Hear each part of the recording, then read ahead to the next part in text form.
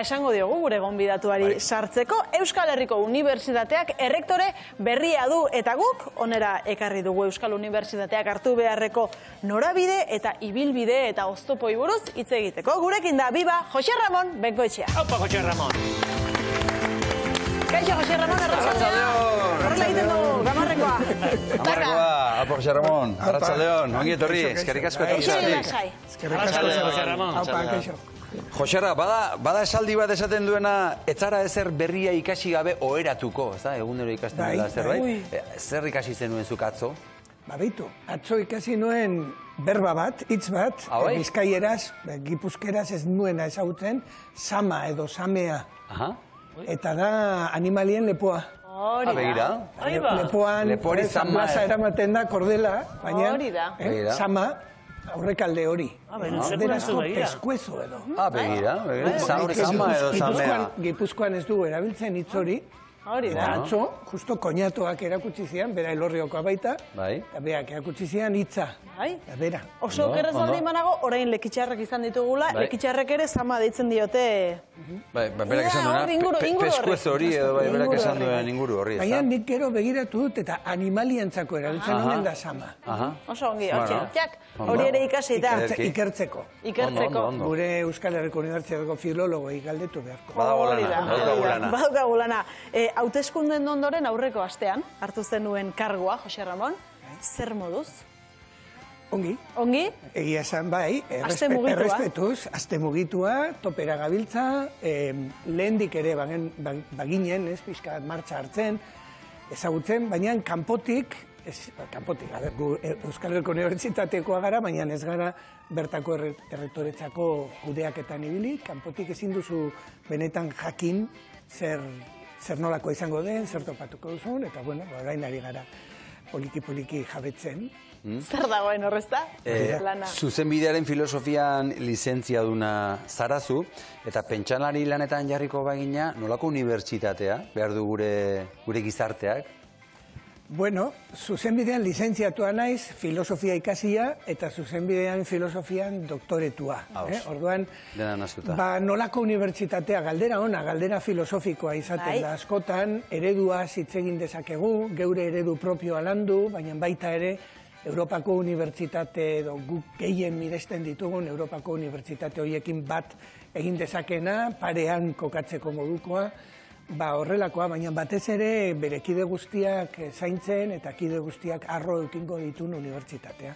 Eta bai alduzu horrela unibertsitate referenten bat, Jose Ramon? Ni neriak, nolabait EHUz gain, dakizuen bezala, Edimburgon doktoratu nintzan, niretzako erreferente bada, Helsinkiko unibertsitateak egin ninduen honoris causa doktorea, eta niretzat Helsinki eta Europa iparraldeko unibertsitateak eredugarri dira, eta neurri batean Eskoziakoa ere bai, eta gauza bat daukate komunean, eta da ez dutela kobratzen, edo matrikulen aldetik, hain publikoak eta hain finantziatuak daude, ez dutela... Hori gauza erra da, Jose Ramon. Hori interesatzen zaigu. Hori guretzat erronka, baina, karo, finantziazio ederra daukate trukean. Orduan, horika bat beharko dugu lortu horren artean. Jose Ramon, hori esan ezkero jendea konbentzituko duzu, eh? Ni konbentzitu nauzu. Seguro, baiet. Ia jorlaritza ere konbentziten dudan.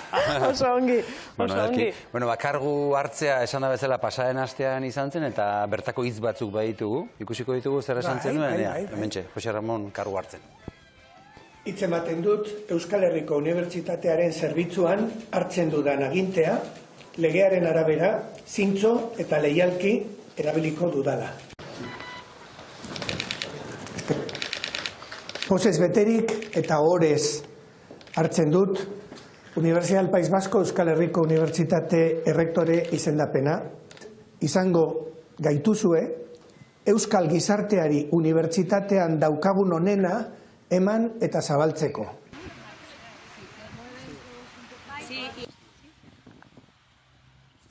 Eta horren ondoren, orain dela gutxi ikusi dugulako Estatu Batuetako presidentea kargu hartzen, adibidez ez da, sentitzen dut konparak eta horrela egitea, baina horren ondoren berak erabaki asko sinatu zituen, pam, horrela bat bestearen atzetik, zuk ere horrelako erabaki batzuk sinatu dituzu, kolpean ala oraindik ez? Nik izendatu ditut izendapenak, asko, gaur egun gainera digitalki egiten dugu hori, eta taldea osatzen ari garenez, jakina erretore ordeen izendapena eta idazkariaren eta gerentearena egun berean egin genuen, baina gero zuzendari asko datoz ere bai, eta hoien izendapenak egon gara, oraindik ez daude danak, baina, bueno, bai.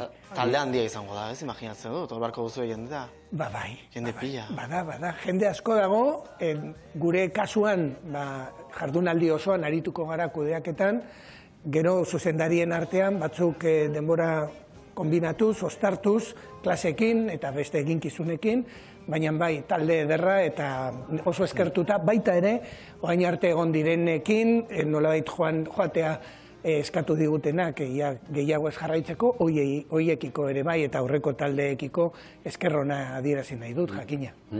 Kargu hartzeko zure hitzaldian egiostea edo postegiaren kontzeptua mai gaineratu zenuen, zer egin behar du unibertsitateak komunikazio estrategia horren edo horien aurrean? Unibertsitatea eta zuen medioen laguntzarekin, uste dut zientziaren balioa eta baloreak azpimarratu eta saiatu edatzen, jakintza zientifikoa, nolabait metodo razional zientifiko batean oinarritutako ikerketa sendotzen eta hortik ateratzen dugun ezagutza ematen lehentasuna. Eta horren aurrian, nolabait hori edatzen ere bai, gizarteratzen. Eso importantea, gizarte ilustratuagoa eukin dezagun, kritikoagoa ere bai, zen horri esker bilakatzen zara kritikoago, eta aldituzu tresnak garatu hain zuzen ere, arrazagutzeko noiz zauden bulo baten aurrean, noiz egon zaitezkeen gezur baten aurrean, eta nola defenditu horren aurrean argumentuak garatuz, eta nik uste dut hori ere badela unibertsitatearen funtzioetako bat. Jose Ramon, egiostea edo gezurra, ezta? Argi esan da, erabiltzen duten horiek normalean unibertsitatetik pasatutakoak izaten dira? Batzuk bai, eta badakite zeren atzean dauden eta zer nahi duten lortu. Eta hor dago batzutan arriskurik handiena, ez? Nik uste dut hori egiten denean ez da zintzotasunetik aritzen, eta arriskua hor dago. Zen batzutan badirudi itxura, ez? Daukala nolabaiteko sinizgarritasun diskurtsoan, baina egiostearen ezaugarri nagusi bana, errelatoak hartzen diola nagusitasuna datuari. Datua ez dauka garrantzirik, errelato sinizgarria egiten baldin bada, sinistu egiten dugu. Orduan, errelatoekin kontuz nola eratzen ditugun. Errelato fikziozkoak izaten direnean fikziotan oso ondo dago, literaturan oso ondo dago, baina zientzia egiten dugunean kontuz. Prekarietatea eta azpiegiturak ere mai gainera ekarri zenituen, nola dago egoera, zein litzateke, zein da zure helburua horri aurre egiteko? Lehen esan dudana, eredu zer amesten dugun unibertsitatean, kide guztiak nolabait zaintzen duen unibertsitatea arro sentitzeko modukoak. Horrek behartzen gaitu pentsatzea zer nolako kontratuak dauzkagu, zein egoeretan dauzkagun, gure lan baldintzak eta ikas baldintzak ere bai nolakoak diren, honekin ez dut eman nahi alako irudi katastrofiko bat, nahiko ondo daude, baina gauza batzuk dauzkagu konpondu beharrekoak eta kontratazio aldetik, ordezkoen kontratazioak, aipatu izan dugu, TKCL edo teknikari eta zerbitzu langileen kasuan ere hobetu beharra kategoria batzuk, ikerlari sartu berrien egoera ere hobetu beharra, badaude kolektibo batzuk non nolabait bultzada eman behar dugun, arreta berezia jarri behar dugun, eta badaude instalazio batzuk ere konpondu beharrekoak. Orduan 0-tik 10 nola aurkitu duzu aste hontan zure unibertsitate hau? Jose Ramon, ze galdera, Nik jadanik oso arronengoen gure unibertsitatea, zeren horrez gain, badakigu ere, unibertsitatean daukagula sekulako maila zientzia arloan, ikerketa arloan, irakaskuntza ona ematen dugu, ikasle oso onak dauzkagu, orduan nik ja nota nahiko altua ematen nion hasieratik, baina gero esango dizut 6. urtearen bueltan. Esan duzu ikasle honak ditugula, aizu, ez altzaizu iduditzen importantea, niri behintzat bai, ikasleekin ere hitz egitera, edo haien aholkua do, ez dakit jasotzea do. Hori funtsezkoa da. Eta orduan artikulatu behar ditugu bideak, baita ere parte hartze hori bultzatzeko implika daitezen, ez? Oso importantea da hori. Orain ate irekiak egiten ari zarete, pasaren asteburuan hanginengu, eta han ikusi zintugun, antzen miltzan. Zuk ikastera joan behar duzu Orain hasi berdu unibertsitatean. Psikologia, hori da, psikologia, bai. Eta kanpotik ikusita, pentsatu genuen, haze momentua baita ere, kargu hartzeko, ez da, ze momentu hau, tensio momentu bat izaten da, erabaki oso importanteak dira, ikasleak urduri daude, gurasoak ere, bai, urduritasun handia dago ingurua. Justo larun bat horretan, Donostian zalaik, oraindikan ezkinean barrun. Ezkinean kargu hartuta. Baina larun bat honetan izan gara Gasteizen. Gasteizen oso polita da, zen Hezkuntza eta Kiroleko Fakultateko polikiroldegian da, por cierto, ikasi nuen beste gauza bat, baina hori larun bat azan. Da, Euskadin dagoen superfizierik azalaldetik handiena. Gure EHUko polikiroldegia. Gradarik gabe, eserlekuan. Eta orduan, hor danak batera daude. Leku berdinean, da gehiago dauka itxura feriarena, baina oso harro, hor dauden ikasleak, datoz begiratzera, gure etorkizuneko ikasleak dira, eskaintza osona da, oso eskertuta gaude baita ere gradu guztietatik etorritako jendea, kasu batzuetan ikasleak ere etorri dira informazio eta orientazio ematera, farmazia fakultatean kasu, eta oso gauza interesgarriak, bai. Jose Ramon, datu batzuk emango izkizut, Lanbideko webgunean topatu ditugunak, iazko ekainan argitaratuak, eta kasu honetan Euskal Herrian dauden, hiru edo EAN edo dauden hiru unibertsitateak bat egindako datuak dira. EHU, Mondragon Unibertsitatea eta Deustuko Unibertsitatea. Unibertsitatean graduatu eta 3 urtera, graduatuen 185 lanean dago, eta 176ak bere ikasketetekin lotutako lana dauka. Zer iruditzen zaizu, datu hau? Bueno, ez da txarra. Gogoratzen naiz gu hasi ginenean ikasten, zenbat kostatzen, batez ere arlo batzuetako zenbat kostatzen zitzaigun lan bat topatzea gure ikasketekin zerikusi zuzena zeukana. Eta zentzu horretan, hobekuntza gertatu dela, ideala izango zen, gehiago ere izatea, baina ez da zifra txarra, ez da datu txarra.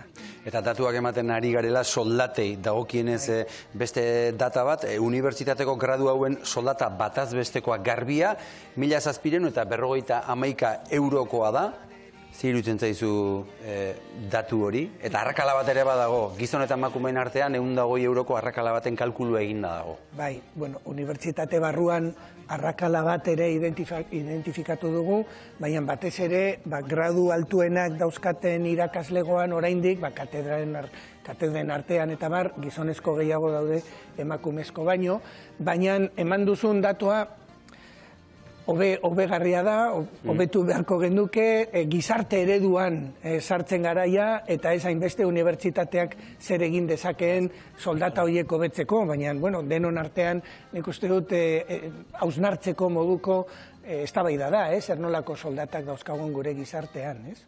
Bizi moduaren kostua kontutan hartuta. Zer, datu hori eramaten duzu, estatuko beste herrialde batzuetara, eta behar bada, ez da hemen bezain bajua, baina hemen daukagun bizi kostua kontutan hartuta, hobegarria da. Jose Ramon, irakaslei buruz galdetu behar dizut, garai batean oso errespetuz begiratzen genien irakaslei, gaur egun nola dago figura hori? Zorionez aldatu egin da. Nik uste dut irakasleekiko ikasle asko konfidantza daukate, izenez deitzen dira eta ez abizenez. Uste dut gauzak aldatu direla onerako. Gertutasun hori, eta irakasleok sentituko ginak ere bitxi, horrelako urruntasun bat mantenduko balitz. Badakit estatu mailan Espainian ez dela horrela, eta beste leku batzuetan oraindik ere urruntasuna mantentzen dela. Nik esan, iparraldean oraindik ere abizenez deitzen zaia irakaslei, Gu gure garaien beti deitu barginon Don. Don Ignacio, Don Jesus, Don tal. Eta hoen esaten zu bezala arrazoia, Jose Ramon. Hoan diferentean, nire semek eta dena, izena abizenakin eta erkitz egiten dut. Eta ez da errespetuari faltatzen. Alderantziz, hori da. Gertutasun hori eta konfidantza gehiago. Horizontaltasun hori edo bilatzea, ez? Zer esango zenukezuk Euskal Herriko Unibertsitateko irakaslei buruz? Nolako irakaslegoa daukagu unibertsitatean?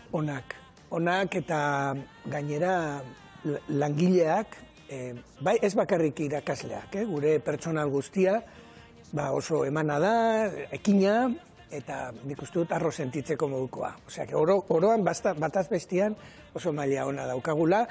Adibidez, esate bateako, egiten dienean rankinak eta bar, ikerketa aldeko rankinak egiten dira, eta nahiko nota ona ateratzen dugu, bataz besteko 7 inguru, notable 6,8 behatzi, baina baliabideak dauzkagu, 10-etik, igual 3,5, 3,6. Orduan, dauzkagun baliabide urriekin sekulako emaitza lortzen ari gara. Horrek esan nahi du oso kalitate handiko zientzilariak, ikerlariak dauzkagula, ez?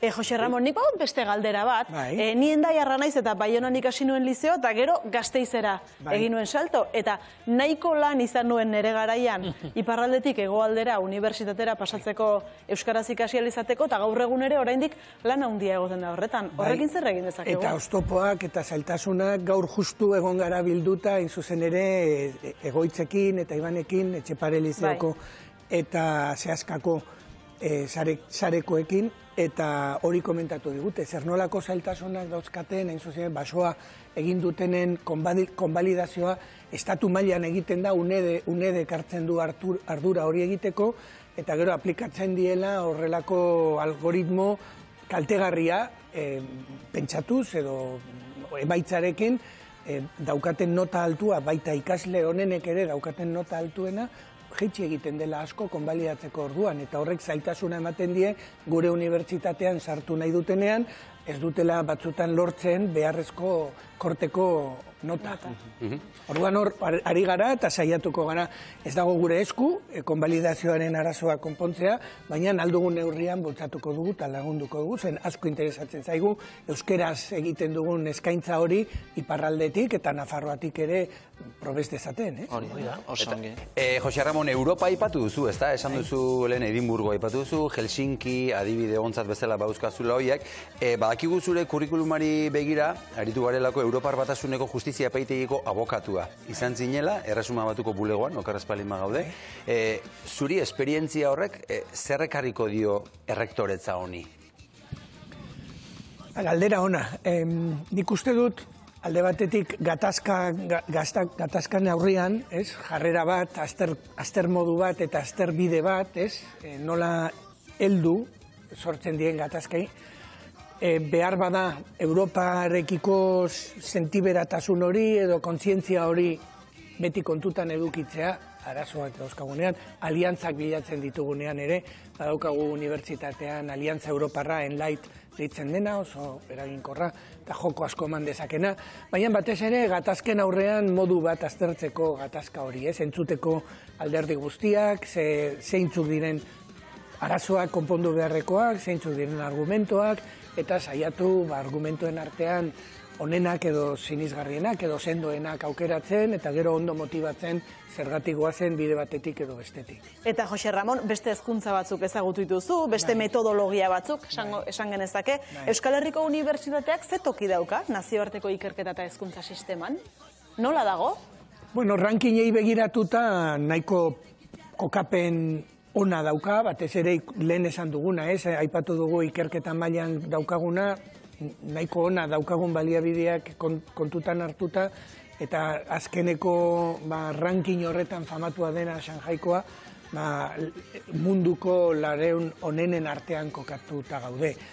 Bueno, rankinak hortxe daude, importanteak dira, ez gara horrekin gehiago obsesionatu behar, gure barneko rankina ere beharko genuke, jendia nola dagoen, ateratzen diren ikasleak zer nolako gaitasunekin ateratzen diren, ikusi dugu haintzarrak ere ez direla, nahiko ondoari garela.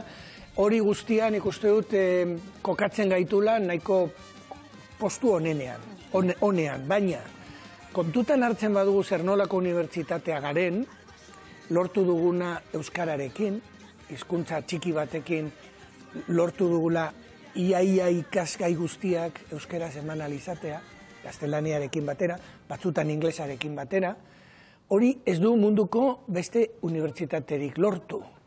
Orduan, hor, ranking horietan, horiek kontutan hartuko bagenitu, oso altu gineke behar bada munduko 10 onenen artean. Hori ez da neurtzen. ez da neurtzen. Hizkuntza txikiekin lan egiten duten unibertsitateek ez dute horrelako neurririk edo ez dira neurtzen. Guk neurtuko bagenu, behar bada sekulako saltoa emango genuke goiti. Bueno, orduan horri ere balioa ematen ikasi beharko genuen.